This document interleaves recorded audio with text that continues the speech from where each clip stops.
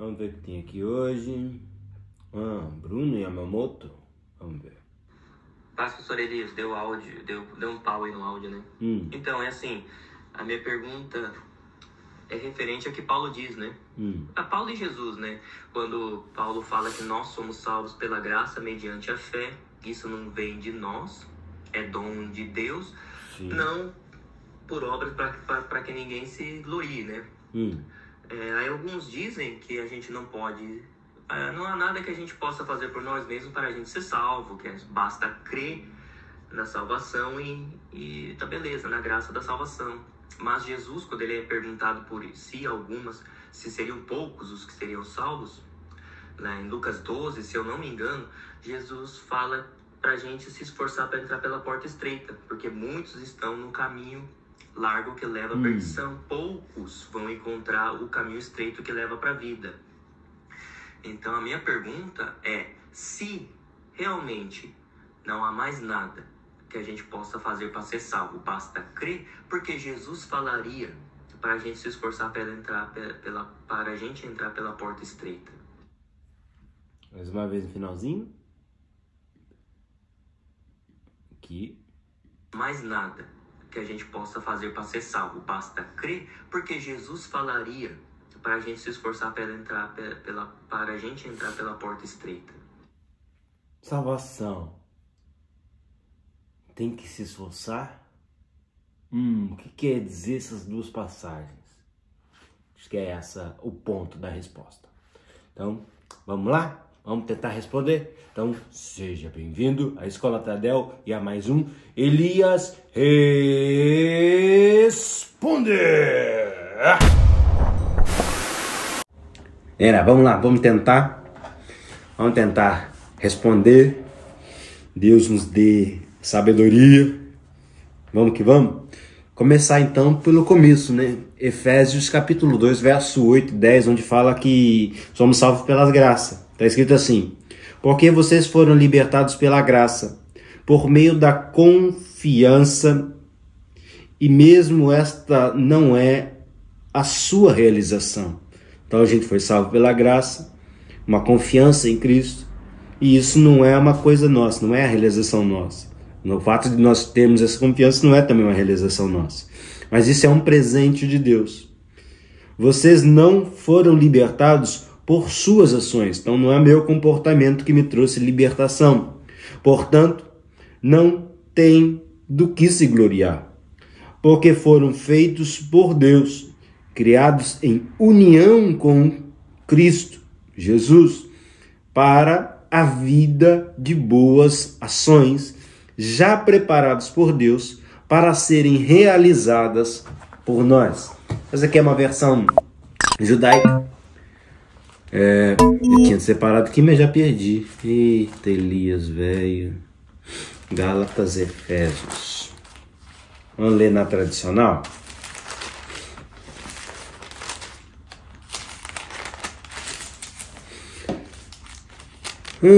Dois, 8. Porque pela graça sois salvos por meio da fé, e isso não vem de vós, é dom de Deus. Não vem das obras para que ninguém se glorie, porque somos feituras suas, fomos feitos dele, criados em Cristo Jesus para as boas obras, pelas quais preparou para que andássemos nela. Então fomos salvos pela graça. Pela graça você é salvo. Então eu, Elias, sou salvo pela graça. Tá, o que é graça? O que vem a dizer graça? Qual é a definição de graça? Segundo o dicionário, graça é oferta ou um favor dado ou recebido de modo gratuito. Esse favor dado ou recebido de modo gratuito é como vai pelo pressuposto de não existir um preço. Não é um alto preço, não tem um custo alto, não tem um preço alto. É um preço sem medida, de valor pessoal, vamos dizer assim. Não existe um motivo, uma razão. Ou seja, esse favor, essa oferta recebida por nós, não existe um motivo ou uma razão para Deus o fazer para nós.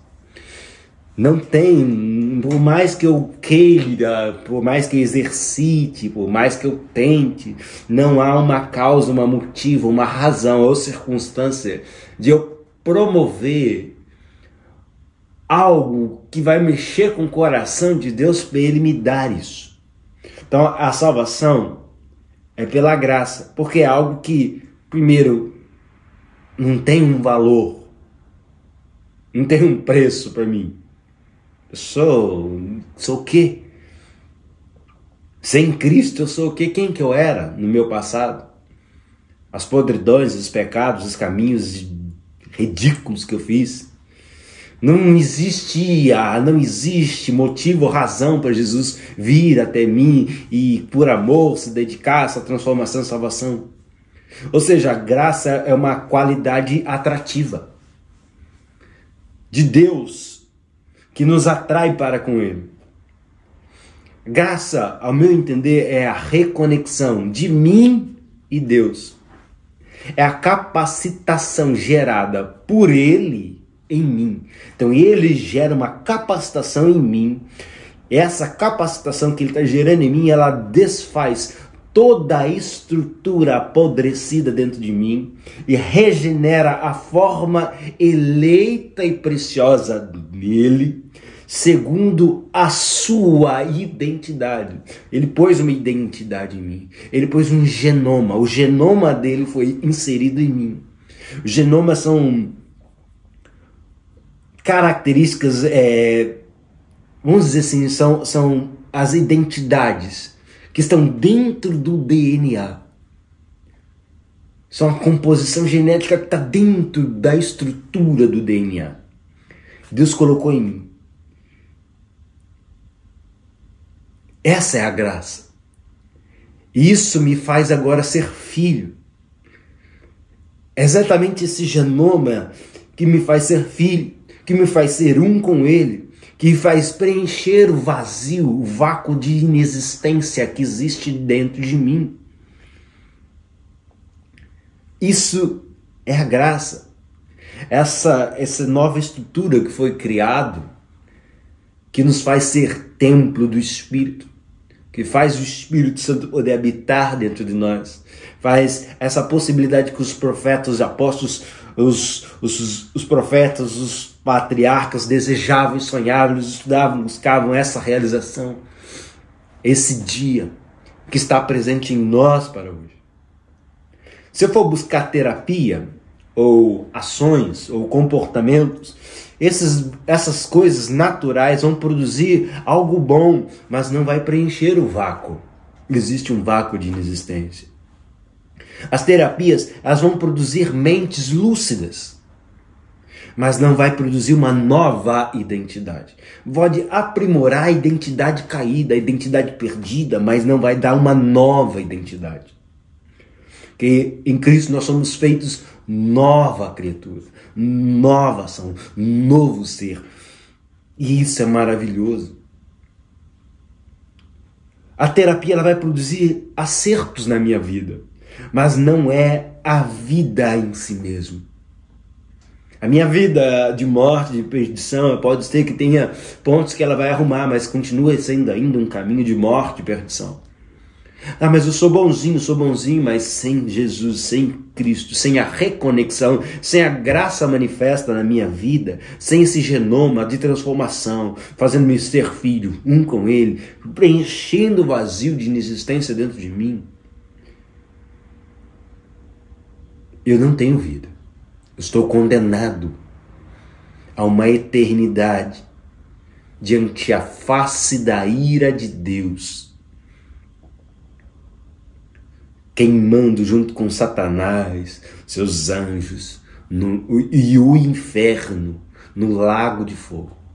Porque Apocalipse fala que o diabo e seus anjos, os iníquos, os pecadores, vai ser tudo lançado junto com o inferno no lago de fogo. E lá vai se manifestar a ira de Deus todo dia. Eu acredito nisso, que os condenados não vão estar na ausência de Deus. Porque se existe a ausência de Deus, existe uma limitação. Eu acredito que o inferno vai ser uma eternidade diante a condenação, na face da ira de Deus. Pelo menos é um que eu consigo entender agora, até esse momento, assim. Deus pode mudar isso? Pode, é Ele que determina o meu parâmetro de fé conforme a revelação vai crescendo, vai desenvolvendo em mim, mas por enquanto é isso que eu tenho. Certo, errado, não sei. Tem que estudar um pouco mais, sempre tem que estudar mais. Mas voltando ao assunto. Então nós somos salvos pela graça. E tudo isso aqui é só a graça que faz. Eu não posso fazer. Eu não consigo produzir uma nova vida, uma nova identidade, de novo ser. Eu não consigo me preencher o vazio de inexistência que existe dentro de mim. E tudo isso, essa graça, porque nós somos salvos pela graça, e essa daí somente por meio da fé. O que é fé? Fé é credibilidade, dar crédito naquilo que eu acredito. Ou seja, viver o que você diz que acredita. Aquilo que você diz que acredita se torna real, é palpável. Isso vai afetar a sua vida, isso vai te mover. Isso é fé. Eu acreditar que que Jesus cura, que Jesus nos abençoou, e com o ID, os sinais vão seguir os que creem, e em meu nome vamos expulsar demônios, curar enfermos e falar nova língua. Eu creio nisso, isso é uma verdade, Deus pode fazer isso através de mim. Eu creio, não estou fazendo, isso é uma crença limitante ainda. Porque se elas fosse fé de verdade, eu estaria indo então e apregoando o evangelho. Pareceu doente, ia meter a mão na cabeça, vamos orar, Jesus pode, Jesus vai fazer, e vai. Então, fé é quando eu pego isso que eu acredito e me movo nisso.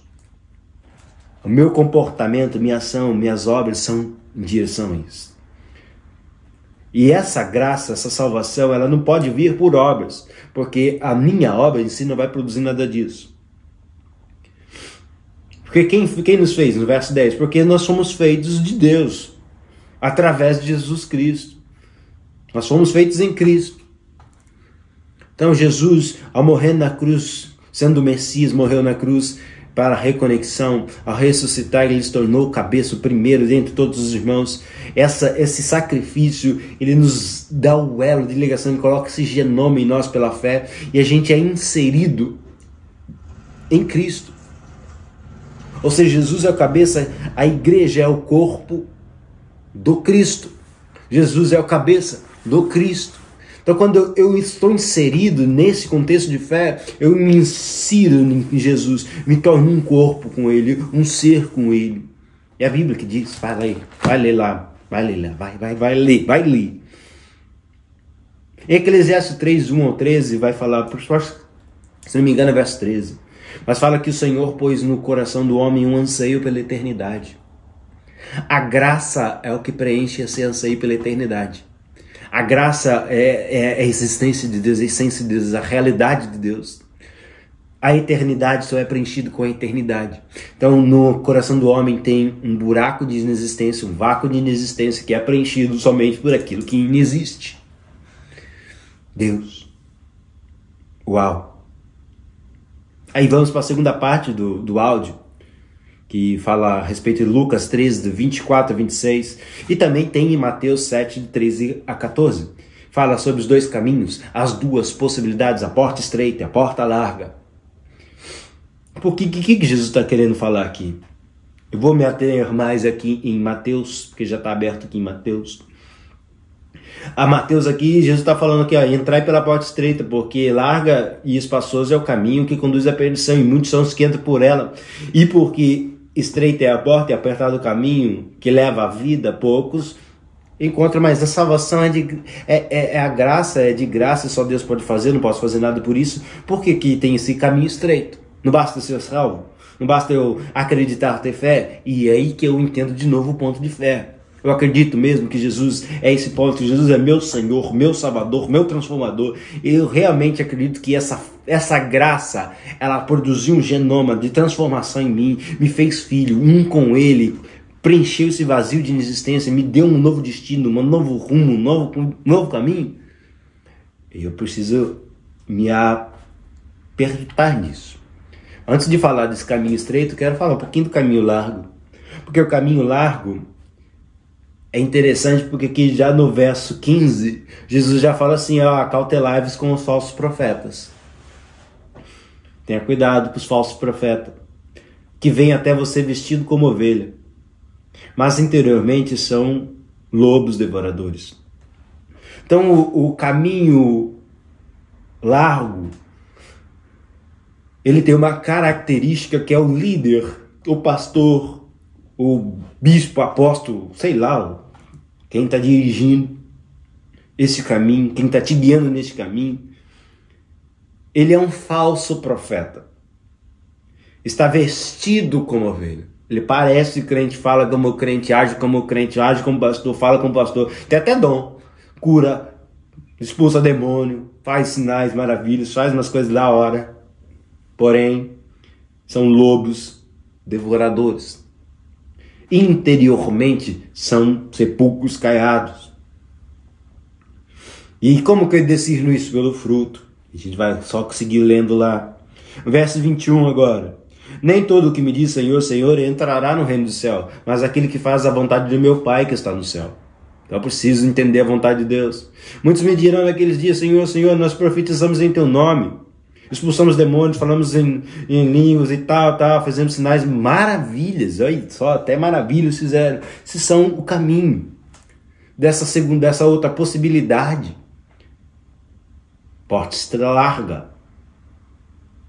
São caminhos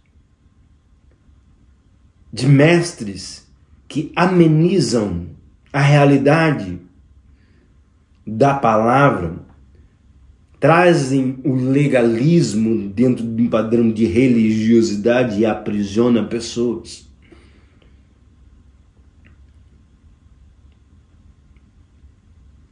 Tem vários assuntos que a gente pode trabalhar aqui a respeito disso. Então temos que tomar cuidado com os falsos profetas. Ouvir, mas não praticar. Eu estou ouvindo, mas não estou praticando. Eu entendo algumas palavras, mas não consigo, não pratico. Eu não quero, eu não me esforço. Gente, isso daqui é um caminho de porta larga. Então, estou seguindo o falso profeta, caminho de porta larga. Ouço, mas eu não pratico, porta larga. Não é o ministério, o exercício do seu serviço. Não tem nada a ver com isso. Você está vivendo baseado pelo seu ministério, pelo exercício do seu serviço, porta larga. Não tem nada a ver com isso. Mas eu quero me atentar mais uma vez. Ouve, mas não pratica. É para perdoar, perdoa, meu irmão. Se vira, dá seus pulos. Dá seus pulos, velho. Jesus falou para você fazer assim, você aprendeu assim, através da palavra, da revelação. Ó, tem que praticar isso. Pratique isso. Tem que honrar a esposa, honra a esposa. Tem que amar a esposa como Cristo amou a igreja. Ame como Cristo amou a igreja. Não negue seu corpo, não negue o sexo, não negue o relacionamento. Vai ler a Bíblia, meu querido, e pratica ela. Se você realmente crê. Agora, se você não crê, por favor, faça como está lá em Apocalipse. Se for para se sujar, se suje mais ainda. Aproveite. Agora, se for para se santificar, se santifique mais ainda. A porta larga. Então eu lhes direi abertamente: nunca vos conheci, apartai-vos de mim, você que pratica a iniquidade. Então você que vive só pelo resultado de ministério, de serviço, acha que o serviço te fez santo, cuidado. Você ouve, mas não tem praticado a palavra. Tem cuidado com os falsos profetas, esses pastores, líderes aí que estão ensinando e te levando a um legalismo e religiosidade. Tem várias coisas para falar, mas isso não é para agora. Agora a gente precisa falar então sobre o caminho estreito. Tem que identificar o caminho estreito na minha vida. Tá? Caminho estreito, vamos lá, um jeito rápido tem a ver com o coração. Coração do reino. Verso 24, todo aquele que escuta as minhas palavras e as pratica, assemelha-o ao homem prudente que edificou a casa sobre a rocha. Escuta as minhas palavras e as pratica. Escuta e a pratica. Ouve e faz, ouve e faz, ouve e faz, ouve e faz. Então, preciso ter um coração que pulsa igual ao coração de Deus. Isso vai determinar meu genoma, que eu estou um com ele, um mesmo pensamento, estou com o meu coração preenchido. Se eu estou com um coração igual, significa que eu pratico minha rendição. Eu abro mão dos meus pensamentos, minhas filosofias, meus jeitos e trejeitos e me rendo ao que a Bíblia realmente está dizendo. E com essa rendição eu renuncio a minha vontade, meu desejo para fazer conforme está escrito. E isso vai trazer uma transformação. Hebreus capítulo 6, verso 7, está escrito assim: a terra que embebe da chuva que cai de tempo em tempo e dá colheita proveitosa, ao que cultiva, recebe a bênção de Deus. Ou seja, a bênção de Deus, a graça cai para todo mundo, tá chovendo de tempo em tempo, tá para todo mundo. Pro bom e pro ruim, pro bem e pro mal. Aquele que se embebe, aquele que deixa a água cair, e é a terra que embebe, você que embebe dessa água. E deixar o agricultor cultivar e permite que o agricultor plante, cultive e dá frutos proveitosos, dá ervas proveitosas para quem está cultivando, ou seja, Deus, você recebe a bênção, a graça, a transformação, o genoma, identidade de filho. Porém, a outra pessoa que recebe a mesma chuva, a mesma água de chuva, e não se permite ser trabalhada pelo cultivador, e vai produzir então espinhos e abrolhos. Perto está da maldição. Ou seja, a salvação é pela graça, é dom de Deus, é só Deus que pode fazer em nós. Essa transformação, esse genoma, essa vida, tudo isso aqui. É só Deus que pode fazer em nós. Salvo, eu tenho que tomar cuidado com o meu parâmetro de vida ao responder com fé aquilo que eu estou crendo. Fui salvo pela graça, mas eu preciso ter um posicionamento. A partir daí. A partir do meu renascimento em Cristo, eu preciso ter um posicionamento de vida. Sou salvo pela graça. Minha fé me fez salvo. Eu acreditei no sacrifício de Cristo, na nova vida, na nova posição, em tudo isso aqui. Agora, então, eu me permito ser cultivado. Então, o caminho estreito, ele expressa a verdade, ela é apresentada a mim. Então é quando a verdade é apresentada a mim e vem um chamado para a morte. Então eu aceito o convite da morte e renuncio à vida para abraçar a morte. Isso é graça. Então eu renasço com Cristo. E com o corpo do pecado destruído, eu ressurjo do batismo com um corpo novo transformado. Eu renasço com Cristo. O meu corpo, que era constituído de pecado, feito por pecado para o pecado, ele é destruído, ele foi destruído. E assim, um novo corpo é transformado. Tudo isso aqui é graça, que eu obtenho pela fé. Tendo renascido, eu estou agora com minha nova identidade, o genoma no meu coração, o genoma na minha vida. E tenho um novo destino. Então, agora começa a prática, o andar no caminho. Todo dia eu olho com fé essa nova existência dentro de mim, renuncio à minha velha existência porque eu creio que ela não tem mais poder em mim. Eu treino a minha mente e o meu corpo para o exercício dessa nova vida. Isso é prática. Você vê a separação? O caminho estreito significa que eu estou andando no Espírito e não cumpro mais as obras da carne. Sabe aquele desejo de assistir um pornozão? De trair a mulher? De, sei lá, fazer algumas coisas esquisitas? Eu renuncio isso, porque eu estou andando em Espírito. E quando eu ando de Espírito, eu não cumpro a obra da carne. A nossa natureza,